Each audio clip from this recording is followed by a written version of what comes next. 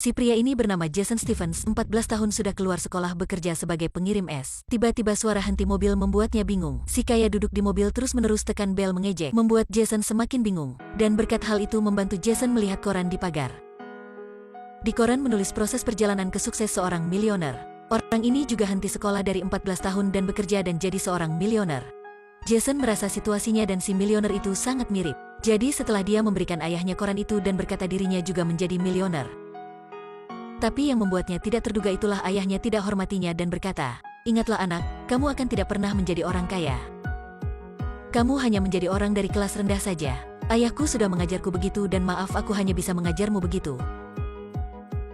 Jason tidak berkata apa tapi dalam hatinya tidak menyerah.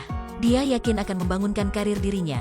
Jadi tengah malam itu, dia ketemu orang itu sakit terbaring di katil, dia siap merantau. Jason juga tidak tahu akan kemana, tapi setidaknya di rumah kurang satu porsi makan. Jumlah uang hemat bisa membelikan ibunya obat. Waktu itu dalam hatinya bersumpah, "Tak usah peduli apa ayah katakan, tapi aku yakin tidak menerima nasib sebagai orang miskin." Waktu itu lalu lintas belum berkembang. Jason dengan bantuan seorang pria tua, sudah diam naik kereta ke kota besar. Tak tahu sudah berapa lama, ketika terbangun si pria tua berkata sudah ke Texas. Setelah itu si pria tua turun, Jason juga ikut. Tapi dia tidak melihat si pria tua di mana. Untungnya Jason ikut orang di jalan ke kota kecil. Tepat waktu si tuan kebun sedang butuh sewa 6 orang membuat pagar. Jason menyadari sempat segera ke depan. Dan antusias memperkenalkan dirinya dengan tuan. Si tuan tidak percaya. Jason cepat memeluk si gemuk di samping untuk menunjukkan kekuatannya. Dan tentu saja si tuan kebun sudah disentuh hati. Ketika ke kebun, jelasnya Jason belum pernah bekerja di kebun jadi tiang dia baru buat sudah jatuh. Tapi dalam hatinya masih sangat tekad. Ketika semuanya sedang beristirahat Jason masih meyakinkan tiang. Waktu itu si teman Howard melihat itu segera membawanya air. Keduanya cepat akrab dan saling berbicara. Jason berkata mimpinya menjadi seorang milioner.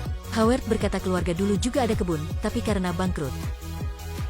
Mimpinya merupakan membeli lagi kebun di negara bagian ini, untuk orang lain bekerja untuknya. Tapi malam itu, Jason melihat Howard main kartu sama pekerja lain. Melihat hal ini Jason tiba-tiba berpikir bekerja di SOA tidak membantunya kaya. Dan jika terus begitu mungkin sampai jompo dia masih adalah si pekerja di SOA. Jadi dia segera menemui tuan kebun, tanya dia rahasia untuk sukses. Si tuan berkata sukses butuh banyak faktor, tapi harus menjadi ekor kambing ketua baru bisa sukses. Ketua kambing, betul anak, itulah orang pemimpin. Memimpin semuanya, ke sukses.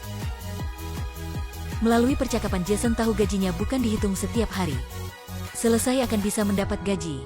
Pagi besok pekerja lain bangun tapi tidak melihat Jason. Ternyata dia sudah bekerja dari jam 3 pagi. Sambil memanggil pekerja lain membagai jadi 2 grup dan kerjasama. Kinerja naik signifikan dan mereka juga selesai sebelum 1 hari. Akhirnya Jason mendapat bonus dari tuan kebun. Dan Jason sudah mendapat jumlah uang pertama. Dia ke pos untuk mengirimi uang ke ibu. Tapi waktu itu ikat pinggul emas mengilap sudah menariknya. Jason tanya orang itu bagaimana bisa menjadi milioner. Si pria itu hanya jawab, "Lapang rambut di Texas luas, hanya butuh kamu melihatnya cukup mendalam atau tidak." Jason segera mengerti yang si pria ingin sebut itulah minyak bumi, dia sudah menemukan arah kehidupannya. Tapi di jalan, Jason terpikat oleh seorang gadis cantik. Jason tiba-tiba bingung terdiam di tempat. Dia berbicara sedikit aneh, tapi dia sangat tampan. Undanglah dia ke festival. Jason sudah terima undangan, dia ke sekolah menjemput Hana. Para si kaya di belakang mengejek Jason bahwa katak ingin sama angsa. Jason tidak bertahan. Dia berkata suatu hari dia akan menjadi milioner.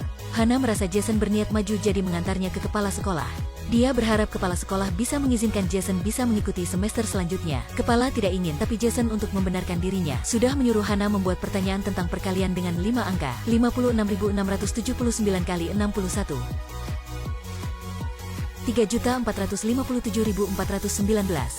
Sesaat lagi Hana baru menghitung jawaban itu benar, kepala sekolah sangat kaget. Jason nyaman masuk sekolah, kasih sayang antaranya dan Hana cepat berkembang. Keduanya sudah punya waktu senang bersama, tapi tak lama lagi. Suatu hari di warung bar Jason dengar kabar Jepang melawan Pearl Harbor. Jason memutuskan bohong naik umurnya dan masuk tentara. Sampai dekat hari berangkat, dia baru memberitahu Hana. Hana menyanggah. Tapi Jason berkata samanya, manusia harus mendapat peluang baru mendapat yang dirinya ingin. Di adegan lain, seorang prajurit tidak berani mengirim surat. Tapi Jason adalah orang tahu tangkap peluang, dia minta bisa gantinya. Tapi tak untung baru ke medan perang sudah dibom. Untungnya ada rekan menariknya kembali. Sekejap mata sudah 10 tahun berlalu, si laki-laki Jason sekarang menjadi Pak Jason. Jason menggunakan jumlah uang di tentara membeli mesin bor minyak terbaik, tapi terus mengebor juga tidak melihat apa. Rekannya sedikit ragu-ragu ingin mundur.